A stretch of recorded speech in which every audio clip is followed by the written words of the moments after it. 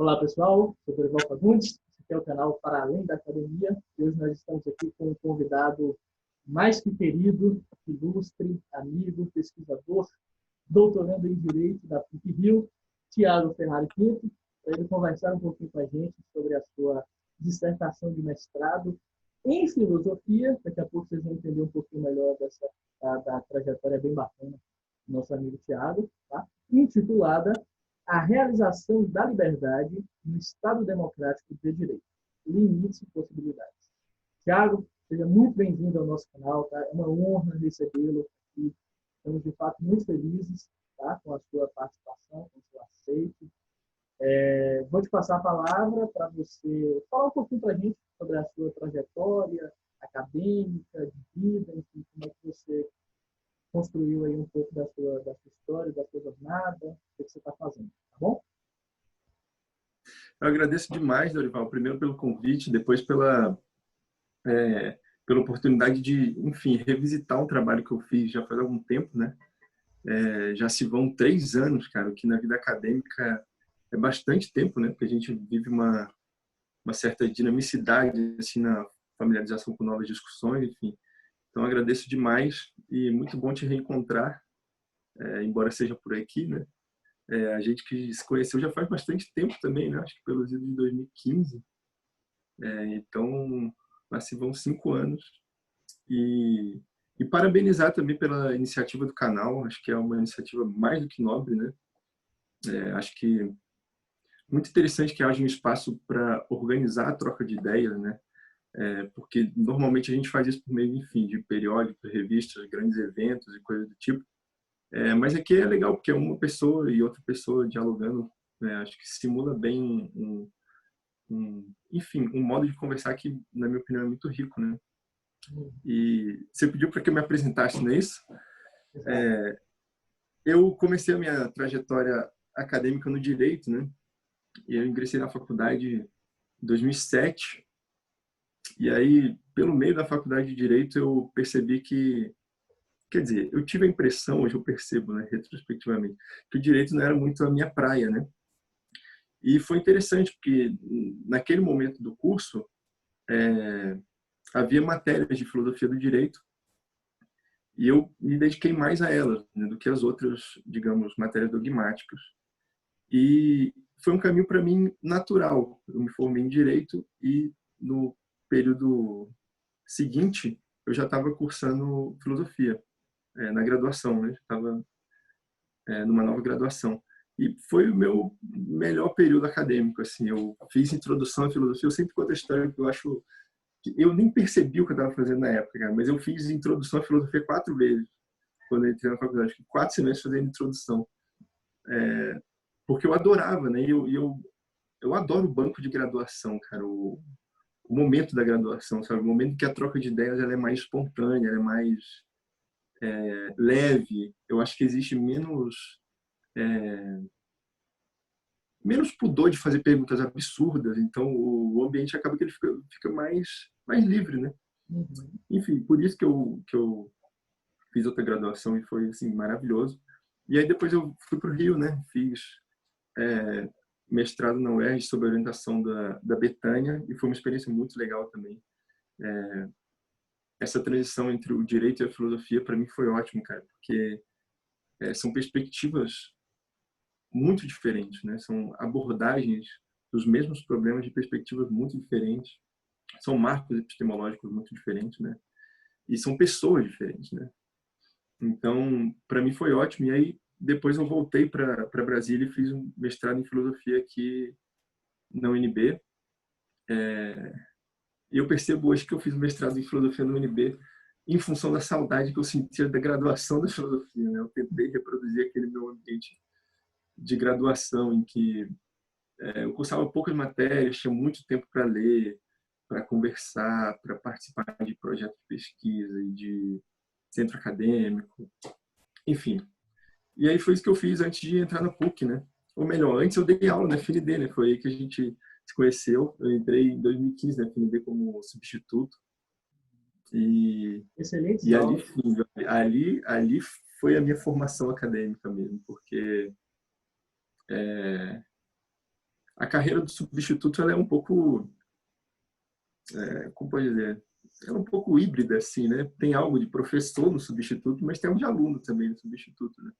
Que é normalmente uma pessoa que está num processo de formação. Só que, da perspectiva dos professores, o substituto é mais um professor. Então, foi assim que eu fui tratado lá, né? E por mais que isso tenha me provocado no início certa insegurança, porque de repente eu estava diante de 200, 250 alunos, como eu tinha todo semestre, né? Ao fim dos meus 2 anos lá, cara, eu saí muito agradecido, assim, foi realmente uma experiência maravilhosa de aquisição de autonomia, né? Na pesquisa, no ensino, e principalmente no pensamento, porque você é obrigado a enfim, construir argumentos para desenvolver cursos, você orienta pesquisas, enfim, foi tudo muito muito legal. E aí depois eu entrei na PUC, né, para fazer o doutorado, sob orientação da professora Tula, e, e lá na PUC tem sido, de novo, um sem fim de novidades, né? Um novo ambiente, novas perspectivas teóricas que são dominantes no ambiente. E eu acho que essa é a graça, né, da vida acadêmica, a gente sempre familiarizar com coisas novas. E é isso sobre a minha trajetória, é isso que eu tenho a dizer. Foi de bola. Obrigado, Thiago. Ressaltar esse ponto aí, quando ele deu aula na Nacional, ele era muito querido. Ela não é muito querido pelos estudantes, né, de forma geral. É muito bom ser aluno dele, do Thiago, em algumas disciplinas, fazendo 2 ou 3, e, enfim, foi uma experiência muito bacana.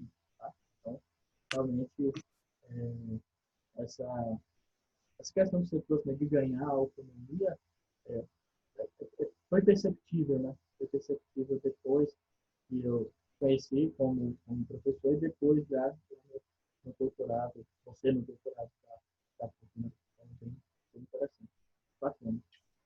Prosseguindo, Thiago, sim, de uma forma bem geral, quase metodológica, né? O pessoal da academia gosta dessa palavra. Qual a, qual a hipótese do seu trabalho, né? A hipótese do meu trabalho, primeiro eu vou voltar e vou dizer como surgiu o trabalho, né? Ou, Que na verdade tem absolutamente tudo a ver com com o que a gente vinha falando agora. Eu gosto muito desse trabalho, embora eu já tenha me distanciado dele um pouco, né? Eu gosto muito porque ele surgiu 100% em sala de aula, sabe? Eu cheguei na FND, como a gente estava dizendo, e me deram lá um conjunto de disciplinas que a rigor eu não escolhi, né? E me deram também os programas das disciplinas e eu comecei enfim, lidar com aquilo, né? E eu me lembro bem que, que eu entrei na FND, fui contratado numa sexta para começar a dar aula na terça. E eu falei, e o que será que eu tenho que dar aula, né?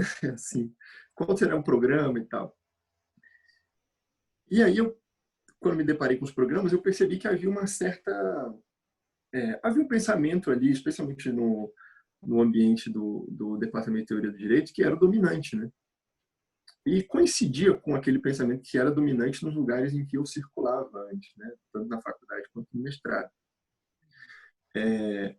E aí, especialmente nos meus primeiros períodos de FND, eu tive que trabalhar com aquilo, né?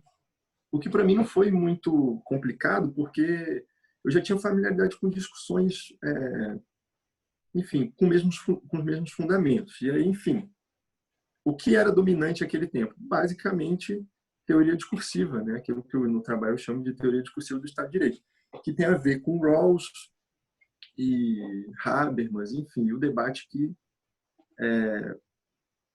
eles travam em torno das condições de legitimação do direito e do Estado democrático de direito, a centralidade do direito constitucional e por aí vai. E aí eu me vi numa situação, diante desses programas que eu tinha que falar sobre, eu me vi numa situação de tentar, a partir dali, criticar esses marcos hegemônicos, né? Então, assim surgiu o trabalho, sabe? Surgiu de perguntas que as pessoas faziam nas aulas, do tipo, mas isso que o Habermas está falando, de que os procedimentos legitimam as pautas contra-majoritárias no âmbito do Estado Democrático de Direito. Isso aí tem a ver com a nossa realidade? Isso aí todo mundo concorda com isso? Essas perguntas que as pessoas faziam ali no segundo período, terceiro período, elas foram um motor, né, para que eu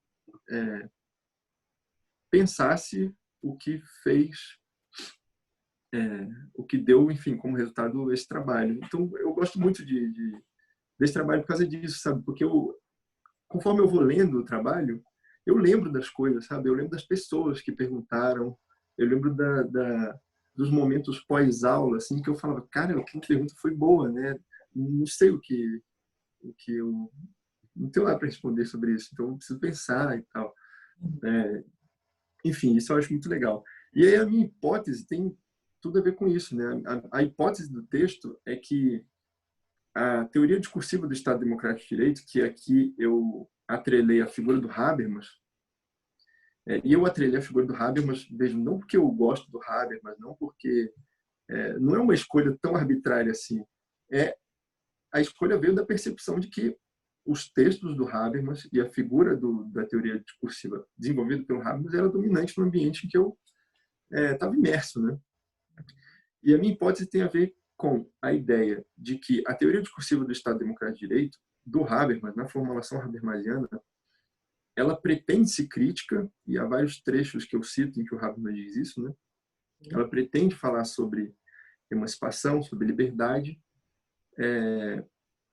mas ela recai, segundo a minha hipótese, num vício dogmático, que é o vício de tomar as experiências de liberdade que são passíveis de tradução na linguagem do Estado Democrático de Direito como a totalidade das experiências de liberdade.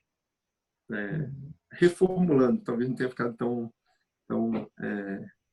enfim, tão compreensível, mas o que eu quero dizer o Habermas ele pretendeu tomar o direito como uma instância de mediação da liberdade, né? Daí a necessidade de se falar sobre a abertura dos procedimentos no Estado Democrático de Direito e por aí vai. Mas a questão é que, embora ele tenha pretendido atribuir à sua teoria essa materialidade, a centralidade desse atrito entre a realidade e as instâncias do Estado no caminho de aprendizado e no caminho da liberdade, na verdade ele esqueceu uma dimensão importante da história, uma dimensão importante da articulação de pautas que não se deixam traduzir na gramática do Estado Democrático de Direito. É basicamente essa a hipótese, né? Claro, entendi. Maravilha. E aí você pegou o Habermas, não por ele ser o único a falar disso, mas porque ele era, enfim, o mais conhecido, o dominante, o que, de certo modo, centralizava esse tipo de discussão, né? Nos ambientes que você frequentou, né? Exato. Inclusive, no momento em que eu estava escrevendo e pensando sobre aquilo, os textos do Habermas no Brasil eles estavam sendo todos retraduzidos, né? Os que já tinham sido traduzidos e os que não tinham estavam sendo pela primeira vez traduzidos numa coleção muito legal da Unesp, se eu não estou enganado. Uhum. Então, especialmente aqui na UNB, né, na filosofia, inclusive meu orientador participou de algumas traduções da Unesp também. Então havia esse clima assim, caramba, vai sair o próximo, sabe? Essa tradução tá muito legal. E aí as pessoas faziam seminários para apresentar as traduções e tal. Então eu tinha essa percepção, né, de que havia um pensamento ali que era hegemônico e com o qual, do modo geral, eu não concordava. Né? Então eu precisava dialogar a partir dali para além dali, entende? Uhum. E foi isso que eu tentei fazer no trabalho. E fez muito bem. O trabalho ele não é extenso, pessoal, tá? A gente sempre deixa linkado no vídeo, Thiago, a dissertação, né, para as pessoas acessarem, lerem, baixarem, estudarem, criticarem, reproduzirem, fazer o que quiser, né? E o trabalho está muito bom. Tá? Não é um trabalho extenso, mas é um trabalho denso de fácil leitura. Tá? Eu acredito que todo nós, assim, desse meio do direito, desse meio da filosofia, pegar o trabalho para ler, vai conseguir, de forma bem tranquila, compreender ali os fundamentos da teoria social depois vai criticar e depois as próprias críticas dele. Então, convido novamente, vamos deixar isso muito claro, a vocês a lerem o trabalho, que realmente é muito bom. E, enfim, claro, se tiver alguma dúvida, alguma sugestão, depois entre em contato com o Thiago e ele resolve aí. Bota o meu e-mail lá embaixo do trabalho. Exatamente. Então, pronto, a gente linka lá o e-mail para mandar um e-mail para ele que vocês aí formam um outro diálogo. Tá bom? Show de bola. Thiago, prosseguindo, gostaria que você falasse assim, para a gente um pouco do argumento, sabe, que você construiu, né? Vamos colocar em outros termos. Gostaria que você refizesse a trajetória do seu argumento, como que você construiu em si o trabalho até chegar na culminância, né? Ou seja, até você conseguir ali estabelecer a sua ideia principal. Pode ser? Claro. Então, o trabalho, como você falou, é curto, né?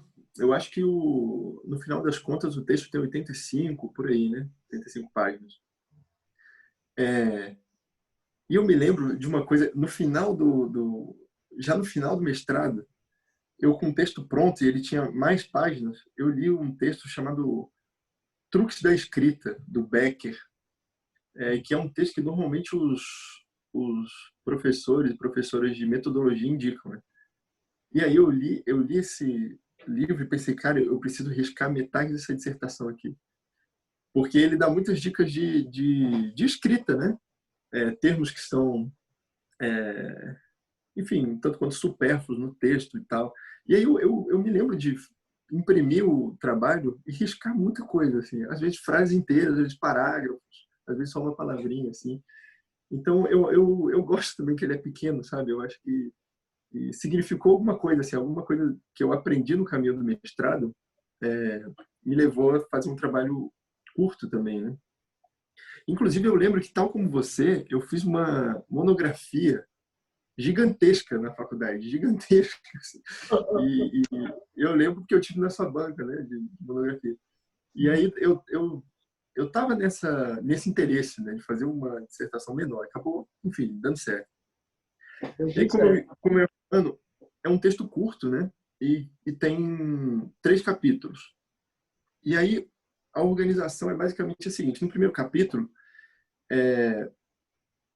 eu tento entender e mostrar quais são os marcos de uma teoria crítica, né?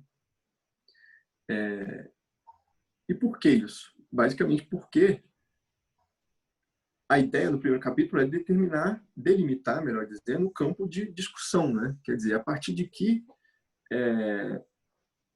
pilares a gente está elaborando nossas ideias, né? Com de onde a gente parte, é basicamente isso. E aí, nesse primeiro capítulo, eu me valho basicamente da estrutura geral da filosofia do Hegel, né? E isso tem, complementando aquilo que a gente vinha falando, né, da trajetória e tal, já que eu não estou no momento de defender o trabalho, né, mais falar sobre o trabalho,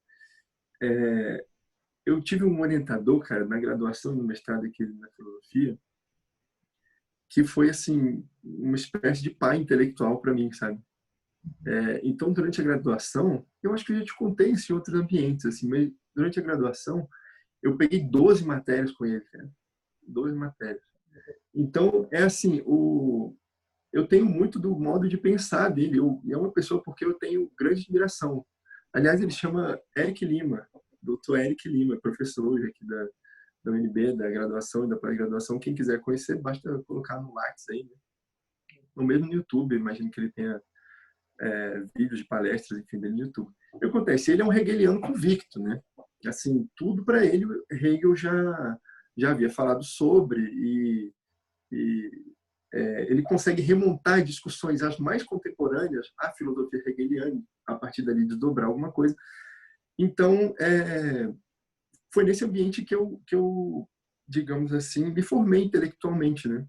Então, eu já era familiarizado com os textos da década de 60 do Habermas, em que ele trata muito sobre a filosofia do Hegel, sobre os marcos mais, digamos, estruturais da filosofia do Hegel, que servem para ele, o Habermas, também como ponto de partida.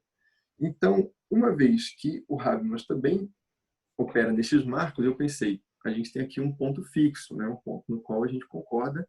Então, vamos pensar o que é teoria crítica nesse campo de discussão. E aí eu tomei basicamente as seguintes ideias. A ideia de experiência, que é uma ideia central para a filosofia hegeliana, né? Que o Hegel desenvolve no prefácio da Fenomenologia do Espírito. A ideia de negação determinada, que também está, enfim, se relaciona muito à ideia de experiência, mas eu preferi manter as duas separadas para dar uma certa autonomia às duas ideias.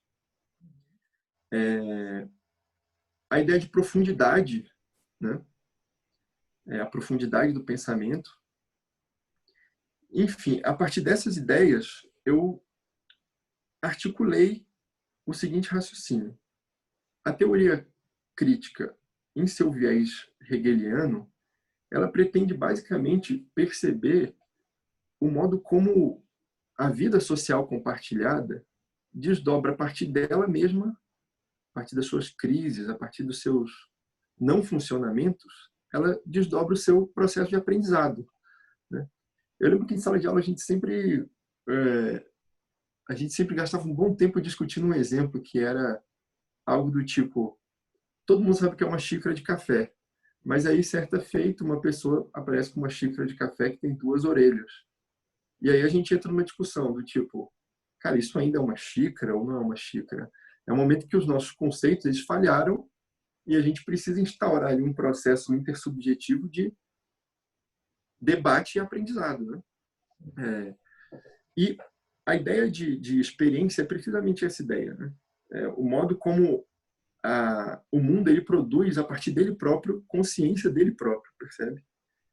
É o modo como ele vai se desdobrando, né? Como ele vai historicamente aprendendo, como ele vai se desenvolvendo. Uhum. Num determinado trecho da filosofia contemporânea, essa ideia foi inclusive apropriada por teóricos do progresso, né? Que percebiam aí uma filosofia da história linear, como se esse processo de aprendizado ele fosse já pré-determinado, né?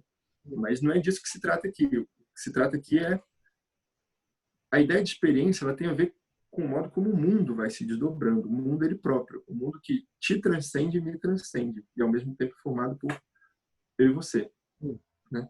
E a ideia de negação determinada, ela traz basicamente para a ideia de experiência a noção de historicidade, né? Quer dizer, a negação de algo que veio anteriormente não é uma negação de tudo, é uma negação de algo que era, ou seja, uma negação determinada.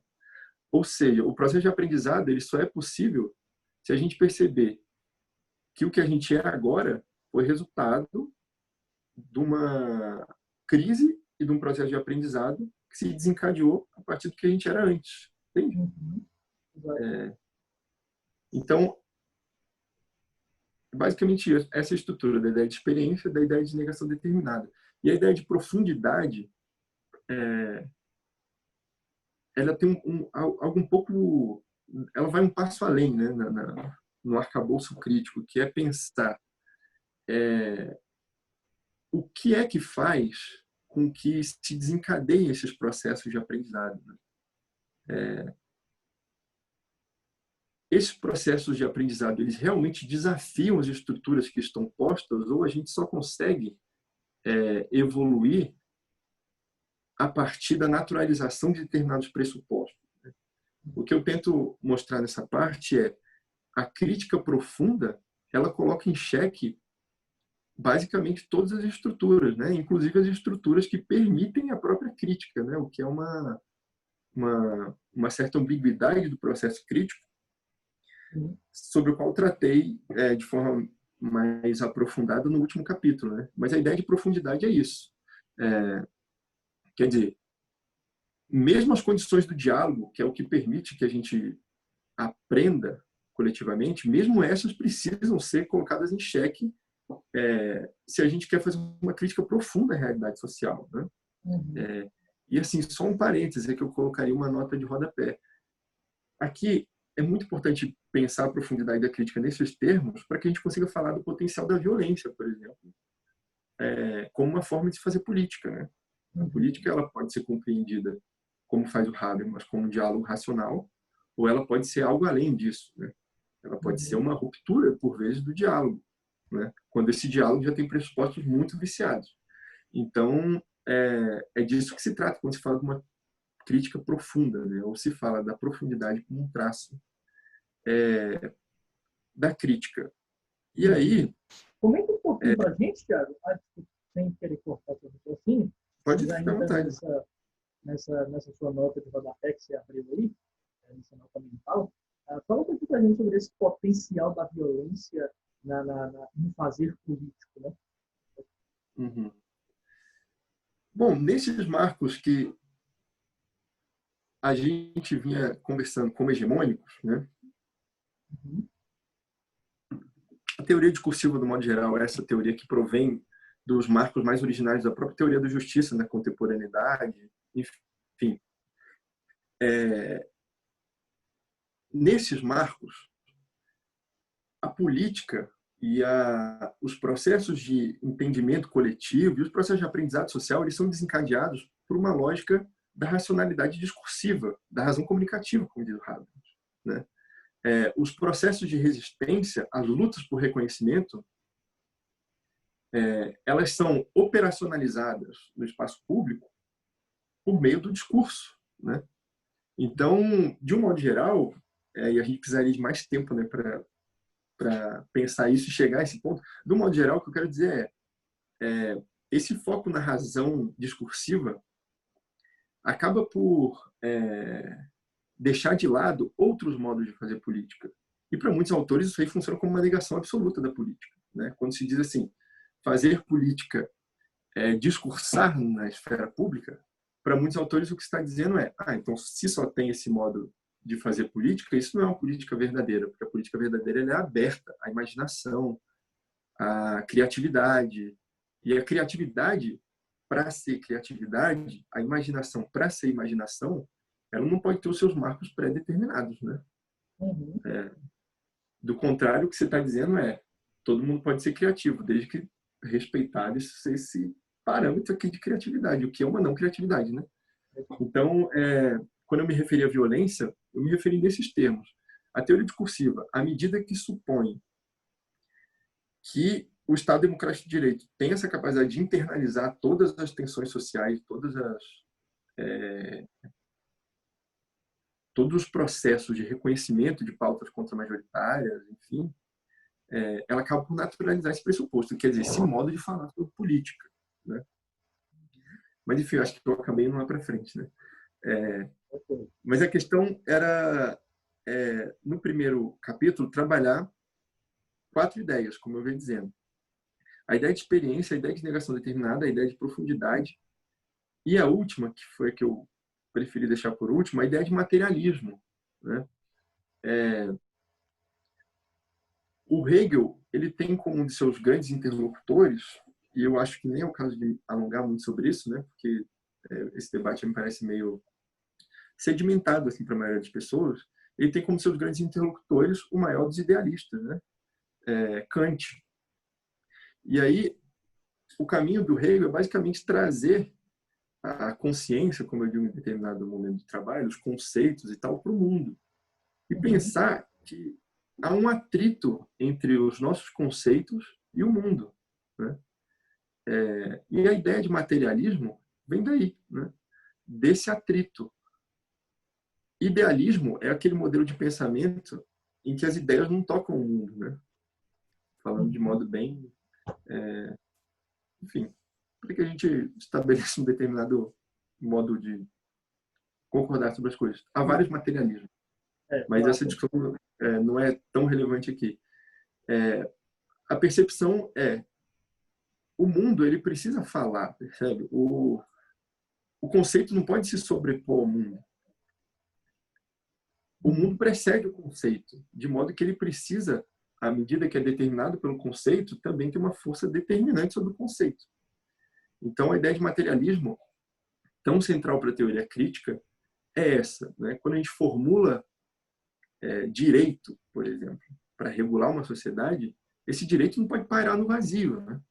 Quer dizer, não é que ele não pode pairar no vazio, percebe? Não é algo normativo, é que ele não paira no vazio, né? E a teoria crítica, enquanto uma teoria não ingênua, e não ingênua significa basicamente crítica, né? Ela pretende levar isso em consideração, levar em consideração o fato de que os conceitos eles se inserem no mundo de significações, de significados, e eles vivem desse atrito com o mundo, né? Então, o primeiro capítulo foi basicamente isso, né? Tentar formular alguns marcos, alguns pilares para que no decorrer do trabalho eu pudesse falar de teoria crítica e ser compreendido com certa tranquilidade, assim. E aí nesse primeiro capítulo me ocupei mais de análise de fontes primárias, né? Assim, não sei se falei corretamente fontes primárias nesse contexto, mas eu me esforcei mais para citar trechos específicos da tradição crítica e dizer, ó, isso aqui eu estou tirando daqui, essa ideia é muito importante porque está aqui, mas também está em toda a tradição. Enfim, foi basicamente esse a ideia do primeiro capítulo. E aí, uma espécie de... Assim, é claro que tem... não existe um mapeamento, como você colocou, neutro, né? Então, já foi o modo como eu observava, assim, né? E aqui, só para repetir, há um sem fim de influências do meu orientador, do professor Eric, que ele estava trabalhando com os autores que eu cito, né? Então, ele citava muito em aula, e aí eram uns textos assim que não tinha tradução, aí eu ficava lá catando, traduz essa parte aqui para mim e tal. Então, tem muito da tradição, muito do olhar dele sobre a tradição. O que eu gosto, que, enfim, me aproxima de uma pessoa que eu admiro. E aí o primeiro capítulo é basicamente esse. E aí o segundo capítulo, eu tento pensar o Habermas como um teórico crítico, né? E, de novo, eu sou obrigado a puxar alguns trechos em que o Habermas, ele próprio, advoga para si essa posição, né? De um teórico crítico, de um teórico que leva adiante a tradição hegeliano-marxista, porque isso é importante, né? Porque, especialmente no nosso ambiente do direito, o Habermas, a maior parte dos teóricos no direito, leem um trecho da obra do Habermas em que ele, enfim, se debruçou muito sobre problemas de teoria da justiça e teoria do direito, né? Basicamente o verdade e justificação, né? Quer dizer, na verdade, mais ainda o faticidade e validade, né? Que vem antes do verdade e justificação. Mas enfim, dois, um né? é um pouco... Hã? Acho que na verdade é os dois, né? E um desdobra o outro em alguma medida, né? E acontece ali, o Habermas soa como um teórico liberal, né? No seu sentido mais, digamos, uma teoria menos historicizada, digamos assim, né? E aí ele escolhe interlocutores que também são da tradição liberal, o Rawls, o Dworkin, enfim. E aí, no direito, ele é tido como um liberal, né? Então, eu precisava reconstruir um pouco esse processo, não reconstruir, né? Eu precisava cavar um pouco esses momentos da trajetória do Habermas em que ele se aproxima mais da tradição crítica, né? Para que, enfim, fizesse sentido a obra dele inteira como um teórico crítico, né? E aí, enfim, eu recorto muitos trechos, né, disso e, e dou o tom do capítulo nesses termos, né? O Habermas é um teórico crítico. Aí eu tento mostrar como ele centralizou um tema que é caríssimo para todo mundo que hoje estuda direito, né? O direito constitucional, basicamente, uma Constituição hoje exerce uma centralidade no funcionamento da ordem jurídica, né? E aí eu tento mostrar o que significa para o Habermas uma Constituição, né? O que significa compreender a Constituição como a instância que faz a mediação do processo de aprendizado social, porque ele diz isso por diversas vezes. E o que quer dizer isso? E que sentido de liberdade, que conceito, que concepção de liberdade surge daí, né? como é que se subjetiva o sujeito, digamos assim, né? Ficou meio pleonástico, mas como é que ocorre esse processo de sedimentação de uma noção de liberdade, percebe? E aí o resultado desse capítulo é a percepção de que, na teoria do Habermas, há um pressuposto nem sempre tão observado, que é esse de acordo com o qual a liberdade tem a ver com liberdade no Estado, né? Com liberdade nas estruturas do Estado Democrático de Direito. O Habermas tem um texto que chama Luta por Reconhecimento, que, se não me engano, está naquele livro chamado A Inclusão do Outro. É um texto curto, assim, acho que tem 25 ou 30 páginas. E dá para observar, de uma forma muito interessante, o modo como ele, analisando uma questão concreta, ele pensa a teoria dele em operação, sabe? E aí a gente consegue perceber com certa tranquilidade, assim, o modo como, na teoria do Habermas, há certos marcos do discurso racional, e esses marcos, eles permanecem, de certa forma, rígidos, e é a rigidez desses marcos que garante a flutuação do nosso modo de vida, quer dizer, o nosso processo de aprendizado social, diz ele, né? E quando eu digo nosso, é assim que ele fala, né? Nossos, ele usa muito essa perspectiva do nós, que foi uma perspectiva da qual se valeu o Hegel para pensar a própria teoria crítica, né?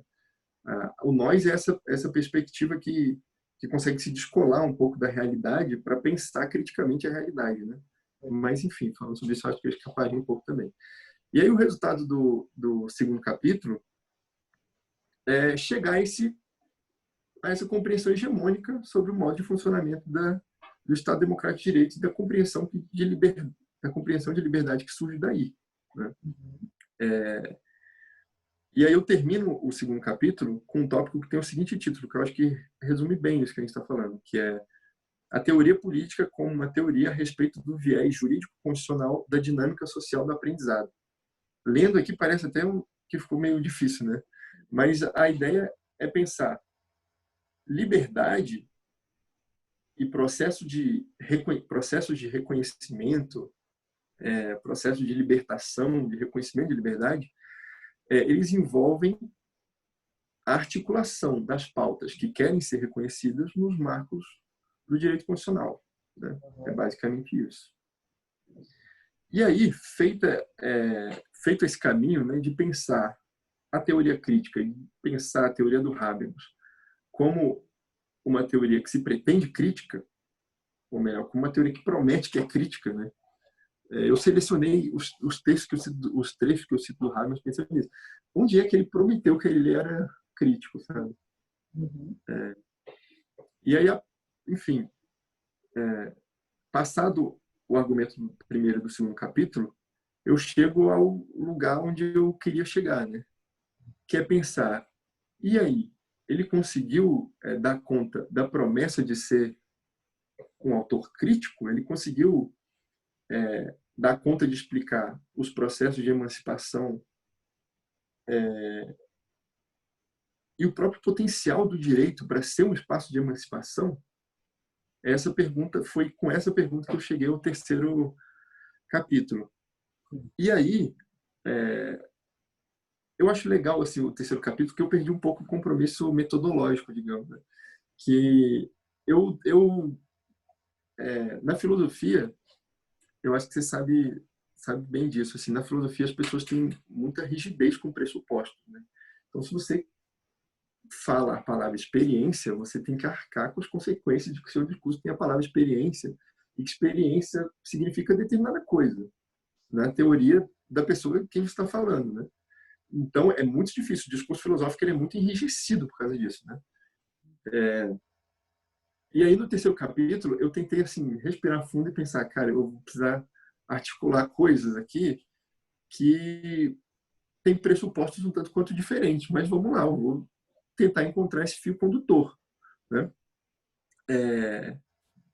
E aí a minha hipótese, que é a hipótese da dissertação, que eu desdobro mais no terceiro capítulo, ela diz basicamente o seguinte: existe um vício dogmático na teoria do Habermas, que é pensar determinadas formas de realização da liberdade e preterir outras formas de se falar sobre liberdade, né?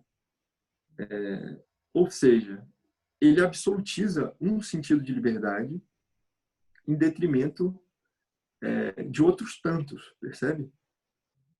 E Isso não é oferecer reconhecimento. isso não é ser crítico, né? Isso é naturalizar, né? Uhum. Naturalizar pressupostos, né? E à época a gente estava oferecendo uma matéria de filosofia do direito. Aí eu pensei, eu vou construir a disciplina em blocos e pensar quais autores fazem sentido nos mesmos marcos ali, né? E aí eu lembro que a gente discutiu em sala um texto da Butler, né? E foi muito legal, né? Porque, enfim, as pessoas não estavam muito familiarizadas com a discussão e pode parecer pouca coisa, mas lá se vão 5 anos, cara, e as discussões elas mudaram muito em 5 anos. Então, naquela época, as pessoas não falavam sobre Butler nas matérias de filosofia do direito, né? Então, eu assim, não estou advogando nenhuma originalidade, eu só falei dela em sala porque me falaram dela em sala também, né? E aí a gente discutiu basicamente um trecho da obra dela em que ela trata do modo como o direito gera, ou melhor, gera não, como o direito é central nos processos de subjetivação, né? Nos processos de socialização das pessoas, né? Então, a construção da subjetividade, ela tem algo de jurídico, quer dizer, é um processo que tem algo de jurídico. Uhum. Então, tento mostrar isso no primeiro item do terceiro capítulo, né? Uhum. E assim, é uma discussão que a Butler faz a partir do Hegel, a partir do Foucault, né? Então, como o Foucault cita muito Hegel, eu fiz aí esse encaixe, assim, né? Inclusive, eu tive certo cuidado nos trechos que eu citei, para que a pessoa que lê o trabalho, ela perceba uma certa continuidade, né? Eu não estou promovendo um diálogo entre pessoas que não conversam, assim, não é o caso. Há tradições diferentes em jogo, certamente, mas elas, especialmente nesses trechos das obras das pessoas que eu escolhi, elas estão falando sobre a mesma coisa, né? E é assim, por elas estarem falando sobre a mesma coisa que eu consegui articular ali. Então, a relação entre esse processo de construção da subjetividade e o direito foi algo que eu elaborei a partir da Butler. Então, assim, o direito não é só um instrumento de controle social, o direito não é só um instrumento para ordenar a partir de fora a sociedade. O direito é a própria sociedade e a sociedade também é o direito, você percebe? Existe uma implicação aí que a gente não pode subestimar. Então, esse é o primeiro ponto. E Consegue aí, no dar, segundo ponto, consegue dar um exemplo de como que o direito está implicado na sociedade e a sociedade implicada no direito? Tá? Ou seja, o como que... exemplo dela, que eu acho que é o mais válido aqui, né, porque coincide muito com os marcos que ela está discutindo, é a própria criação da noção de gênero, né? O modo como juridicamente a gente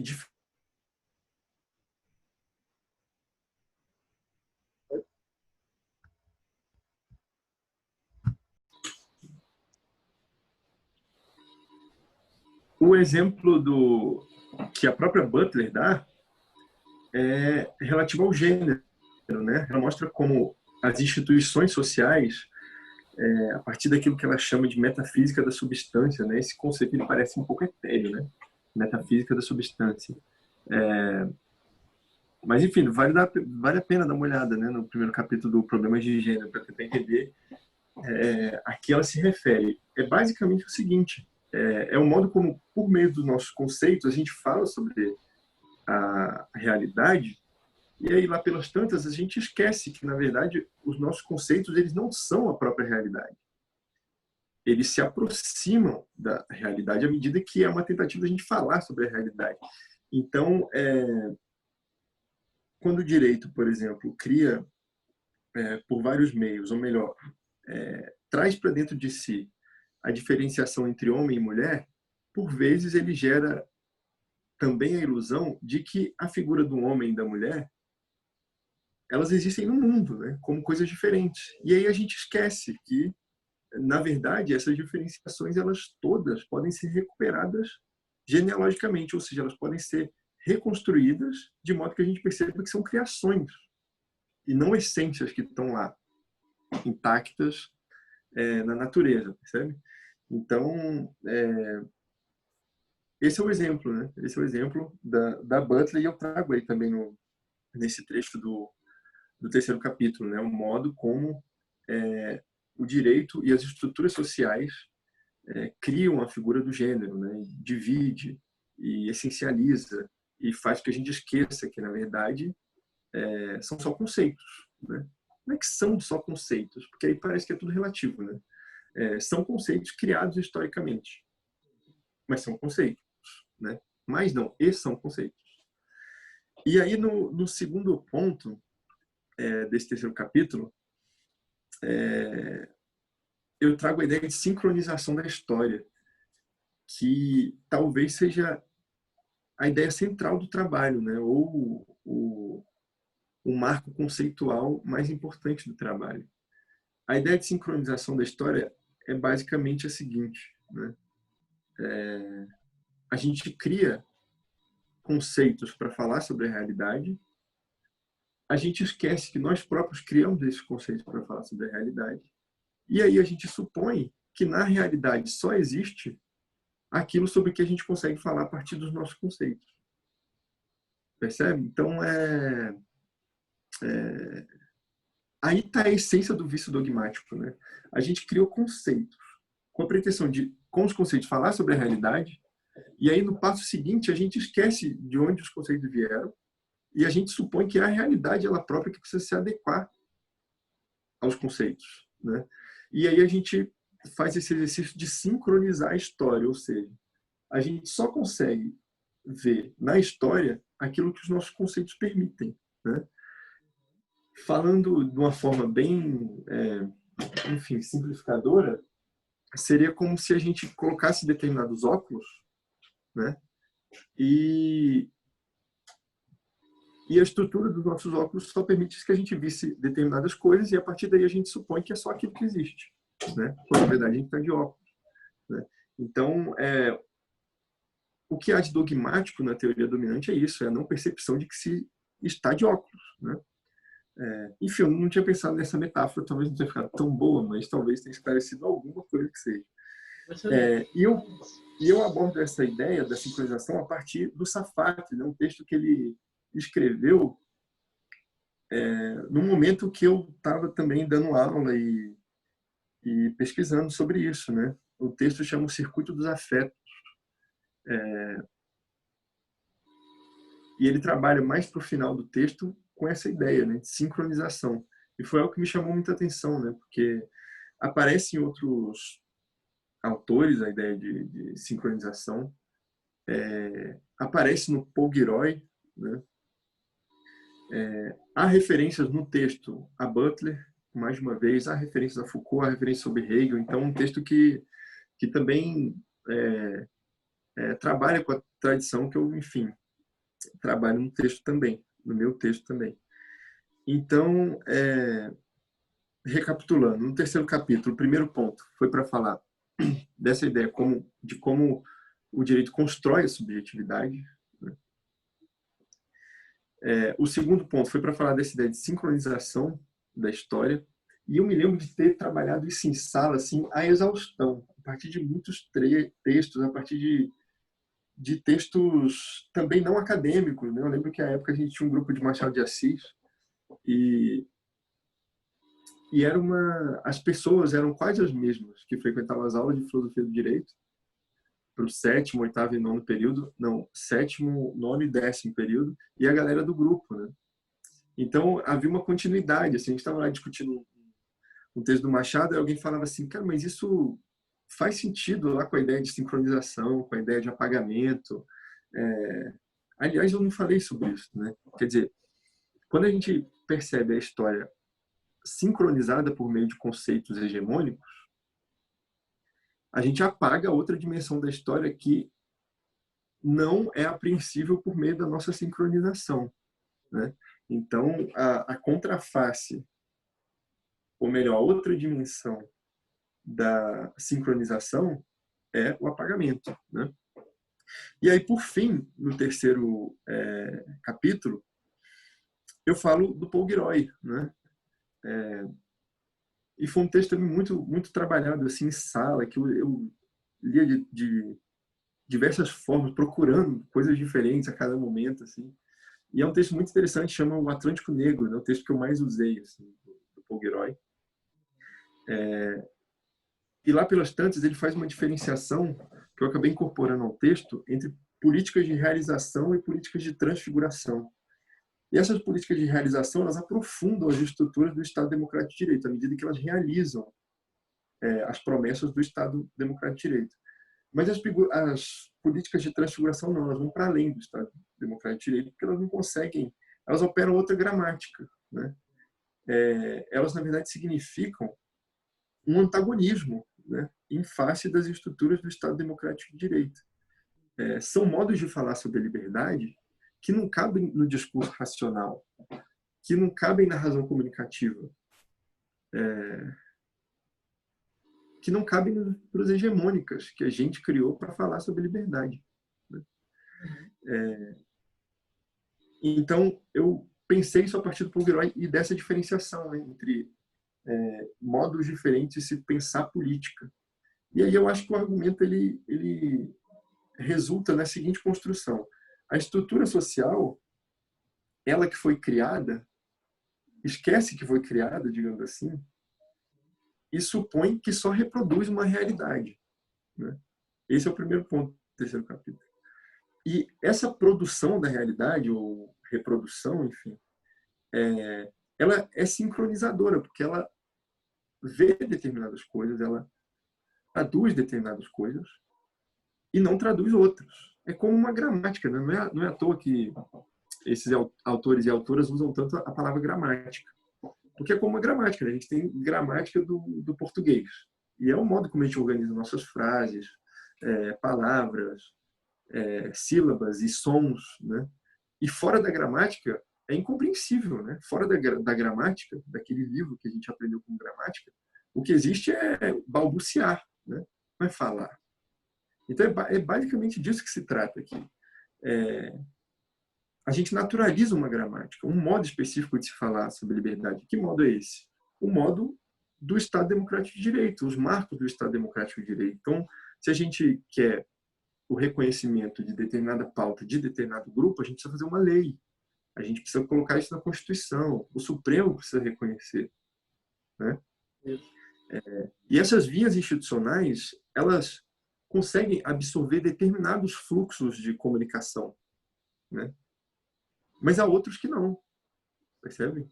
É esse o ponto de chegada, né, do terceiro capítulo.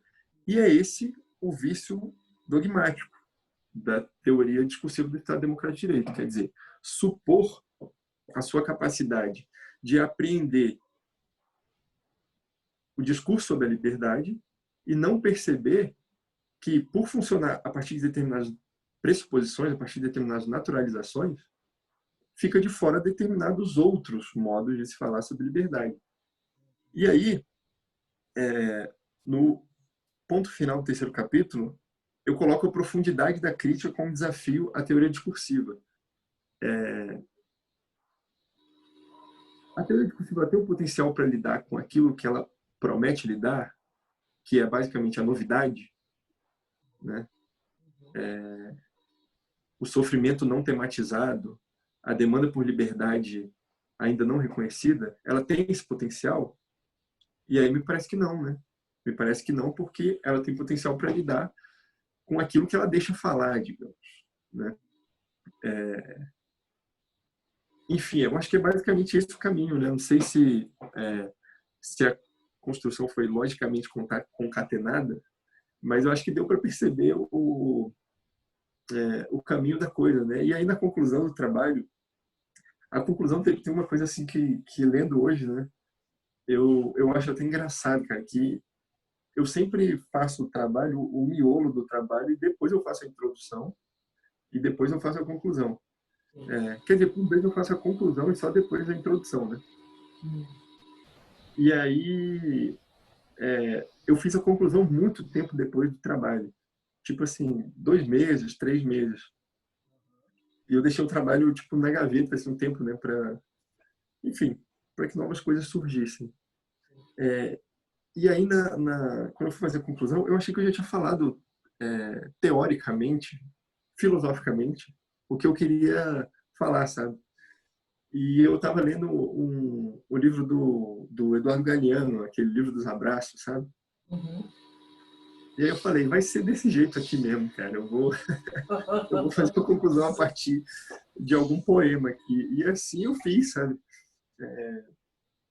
E aí eu até pensei, cara, na banca isso aqui vai ser uma loucura, porque era todo mundo da filosofia, né, na banca. A professora Maria Cecília, que é aqui da UNB, o meu professor e orientador, o Eric, e o Adriano Corrêa, que hoje é o presidente da Ampof, né? E eu pensei, cara, são todos filósofos, assim, no sentido mais rígido daquilo que é a filosofia, né? Aquelas pessoas que, se você fala alguma coisa, logo vem te perguntar, de onde você tirou isso? Né? Qual parágrafo do Kant que tá isso aí e tal. E aí eu estava muito apreensivo, assim, e é engraçado, porque na banca foi o que mais rendeu, assim, conversa, um, elaborações, né?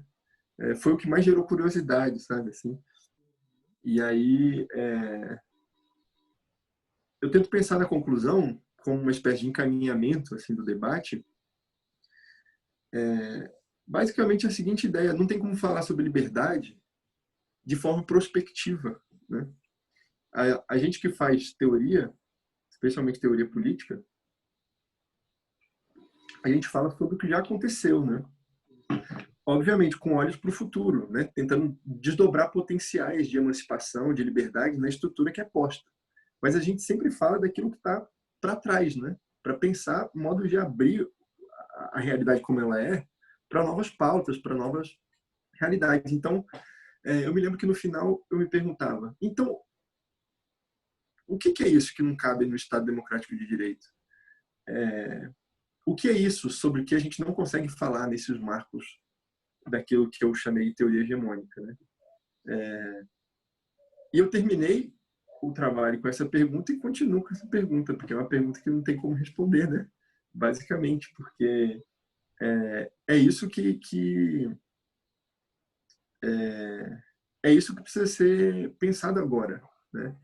A gente precisa pensar que a gente está falando, a gente pretende estar falando sobre tudo, quando na verdade a gente não fala sobre tudo, né? Então, o que é que está de fora é algo que a realidade ela própria precisa desdobrar, né? A gente precisa conversar com mais pessoas, a gente precisa entender facetas da história que a gente apagou, né? A gente precisa ler autores que a gente não leu, a gente precisa pensar como temas relevantes coisas que até aqui a academia não tratou como temas relevantes, né? Porque o passo fundamental da teoria crítica agora, me parece, e aí eu vou para a seara da opinião mesmo. O passo mais relevante da teoria crítica a ser dado agora é pensar a realidade, sabe? Não mediada por conceitos, mas a realidade como sensação, aquilo que não cabe em conceitos. A realidade como vivência, né?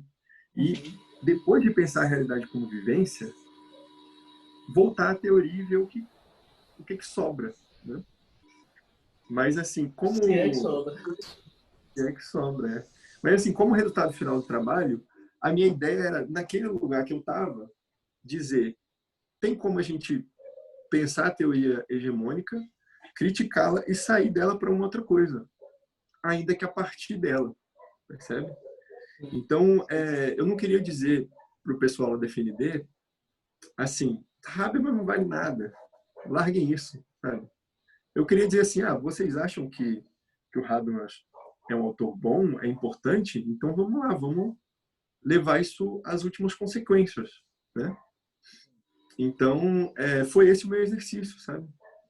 E, e é um trabalho que eu percebo como localizado historicamente, assim, na minha trajetória, especialmente, sabe? Porque dificilmente hoje eu me debruçaria sobre esses temas, sendo bem sincero, assim.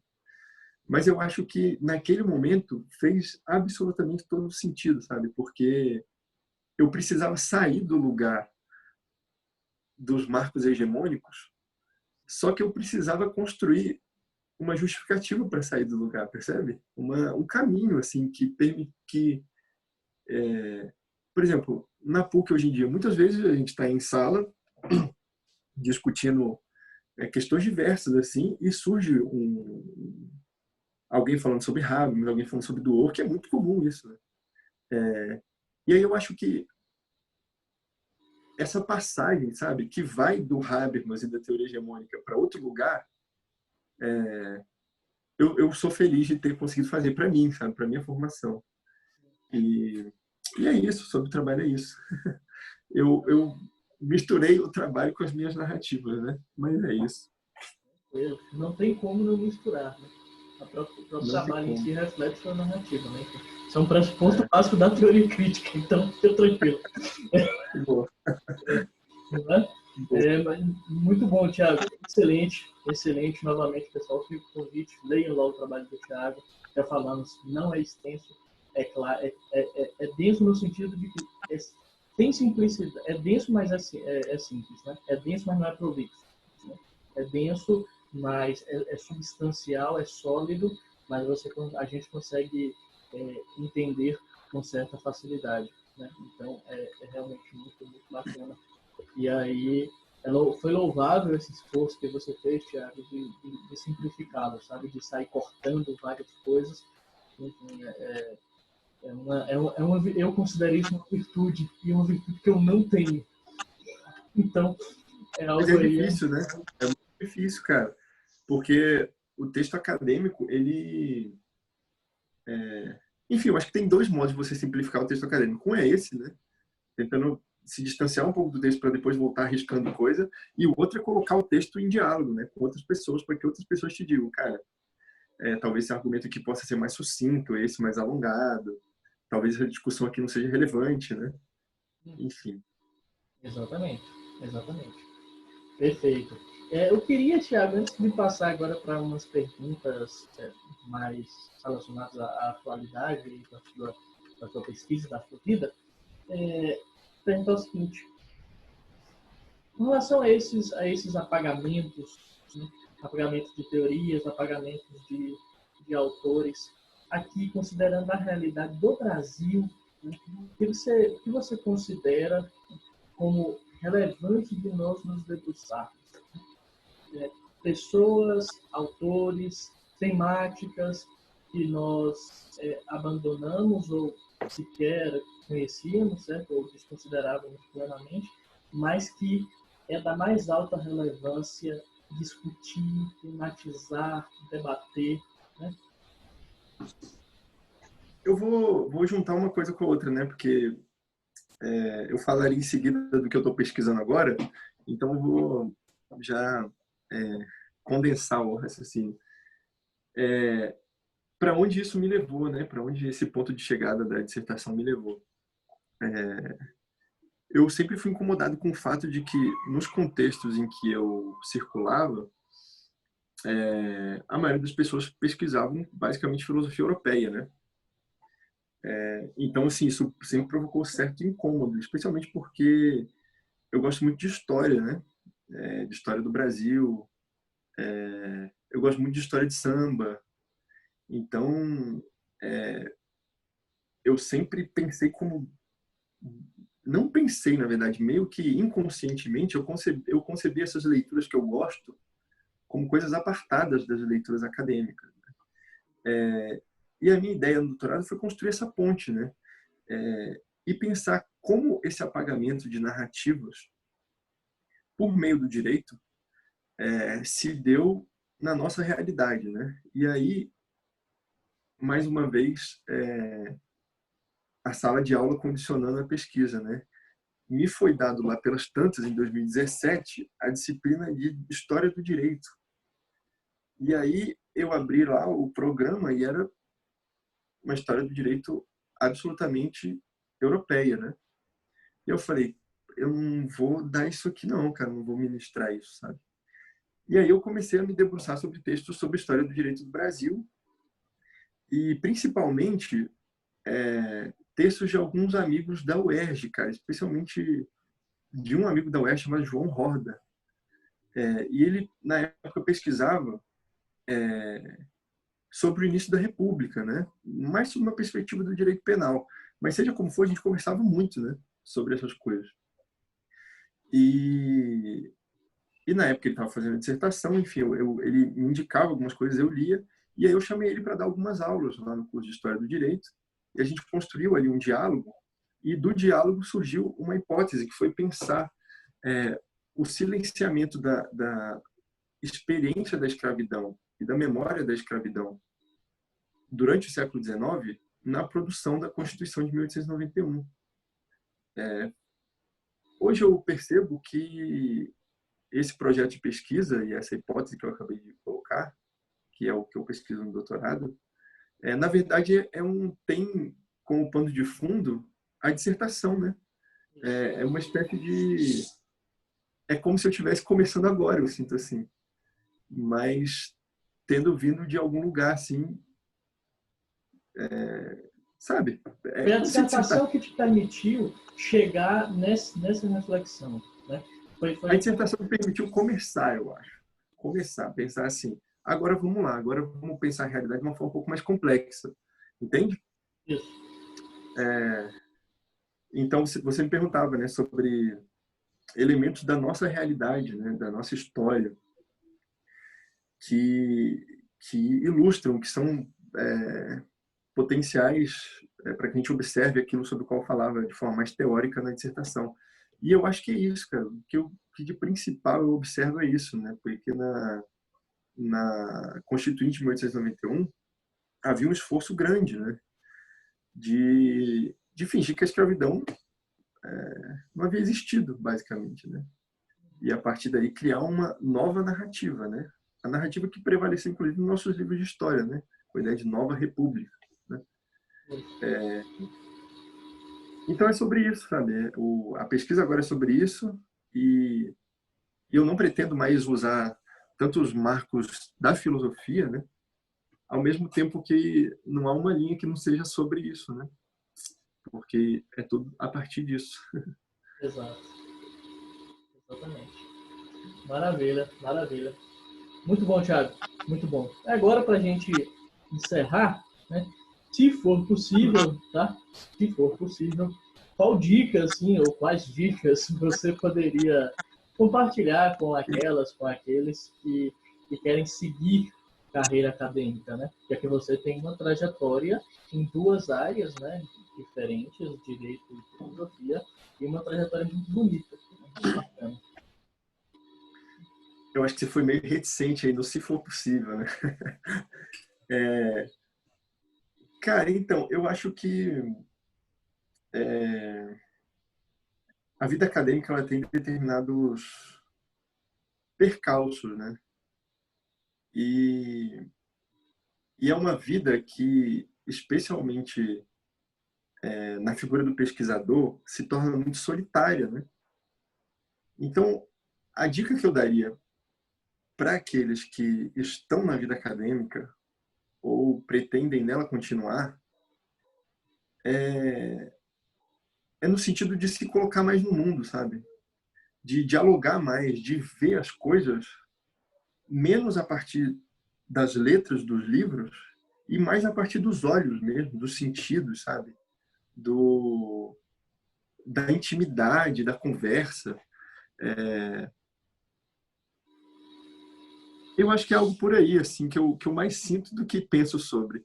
Mas me parece que a academia ela padece desse vício que é o conhecimento produzido a partir de livros e tão somente a partir de livros, sabe? Só que a formulação conceitual, ela não existe só na forma da academia. Há formulações conceituais por onde quer que a gente olhe, percebe?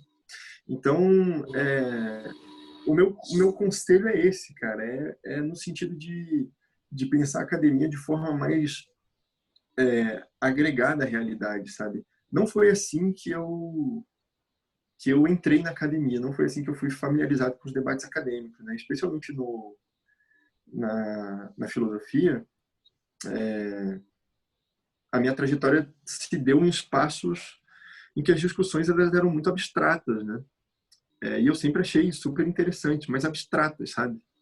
Então, eu acho que, por mais que cada pesquisa tenha lá o seu modo de proceder, né? Eu acho que, como uma dica geral, ficaria essa, né? De produzir mais atrito entre o que a gente pensa e o que a gente vê, o que a gente sente. Enfim, a gente está precisando de realidade para dar corpo aos nossos conceitos. É isso que eu sinto. E eu não sei se foi bem um conselho para pessoas na academia, né? Sim, maravilha, maravilha. Show de bola. Tiago, muito obrigado, tá, pela sua participação, foi excelente, que você conseguiu sintetizar algo que já estava formulado, colocado de modo bem sintético, né? Bem objetivo, bem gostoso de ver. Então, a prova que realmente você é um pesquisador, continua um pesquisador muito incrível, tá? Te desejo muito sucesso na caminhada, na trajetória. Tá? Vou te passar aí para fazer as suas considerações finais e aí a gente encerra mais esse vídeo, agradecendo a todo mundo que assistiu até aqui, especialmente a você. Eu que agradeço, Dorival, e queria, de novo, parabenizar pelo projeto. Acho que é uma oportunidade muito legal e eu espero que novos projetos surjam desse projeto. Talvez a ideia de pensar uma coisa em que mais de uma pessoa dialogue, né? Enfim, criar outros meios de unir pessoas em torno de debate como esse. E fica o convite também para que, eu já falei sobre isso, eu acho, em algum momento, mas eu vou repetir. O convite para que a gente na academia circule nossos textos, sabe? Para que os nossos textos eles não sejam só apresentados para a nossa orientadora, para o nosso orientador, ou para as pessoas da banca, mas também para os nossos amigos acadêmicos, porque é importante isso, né? Se a gente quer mudar algumas coisas na academia, se livrar de determinados marcos que, sob a nossa perspectiva, já são ultrapassados, a gente precisa, né, criar novos modos de interagir. Então, esse o meu recado final. E, mais uma vez, agradecer e parabenizar pela iniciativa, dizer que foi muito legal participar, dizer que eu gosto muito de você e também te admiro muito e torço demais por você. Outro dia eu estava conversando sobre você com o pessoal lá da PUC. Ele estava dizendo, pô, o Dorival é um cara muito legal, né? Muito esforçado, tá sempre inventando alguma coisa e tal. Então é isso, eu sou muito feliz por participar da sua trajetória de alguma forma e feliz também por ter você por perto. É isso aí, um grande abraço e obrigado também para quem viu até aqui. Show de bola. Obrigado, querido. Tamo junto, tá? Vou encerrar logo o vídeo aqui para não chorar. Pessoal, muito obrigado, tá? Esse foi mais um vídeo do canal Para Além da Academia e até o nosso próximo encontro.